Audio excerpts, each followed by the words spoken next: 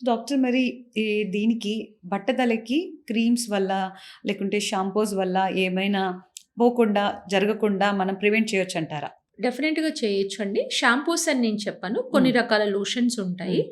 ఆ లోషన్స్ వల్ల ఏంటంటే హెయిర్ అనేది మినియేచరైజేషన్ అంటే చిన్నగా అంటే ఒక బేబీ హెయిర్ లాగా కన్వర్ట్ అవ్వకుండా హుహు. మనం చేయొచ్చు. ఓకే. కాకపోతే ఏంటంటే ఆ బట్టతల వచ్చే ఎర్లీ స్టేజెస్‌లో మాత్రమే ఈ లోషన్స్ అనేది ప్రాపర్‌గా వర్క్ చేస్తాయి. హుహు. ఒక్కసారి బట్టతల స్టేజ్ 3, స్టేజ్ 4కొచ్చినప్పుడు డెఫినెట్‌గా ఓరల్ ట్రీట్మెంట్ తీసుకోవాల్సొస్తుంది. కొన్ని రకాల అడ్వాన్స్ హుహు. ట్రీట్మెంట్స్ లైక్ పీఆర్‌పీ, జీఎఫ్‌సీ తీసుకోవాల్సనేది కంపల్సరీ అవసరం పడుతుంది. హ్మ్. సో, ఫస్ట్ వెరీ ఎర్లీ స్టేజెస్‌లో మాత్రమే టాపికల్‌గా లోషన్స్ అనేది హెల్ప్ అవుతాయి. హుహు. అండ్ షాంపూస్‌లో ఏంటంటే ఎప్పుడు స్కాల్ప్ హెల్తీగా పెట్టుకోవడము, హుహు. అండ్ ఫంగల్ పాపులేషన్ తగ్గించుకోవడము, and scalp health is very very important to prevent the baldness.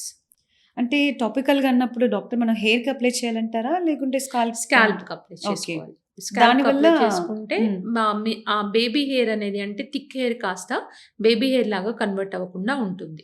హుహు. అంటే ఇది ఏ స్టేజ్‌లో మనకు ప్రిఫరబుల్ అంటారు డాక్టర్? స్టేజ్ 1లో ఈజ్ ప్రిఫరబుల్ అండి. బట్ హ్మ్. స్టేజ్ 1లో రావడం అనేది హ్మ్. కొంతమందికి కష్టం. అంటే వాళ్ళకి బట్టతల వచ్చింది అని తెలుసుకునేసరికే హ్మ్. అది స్టేజ్ 2కి కన్వర్ట్ అయిపోతా ఉంటుంది.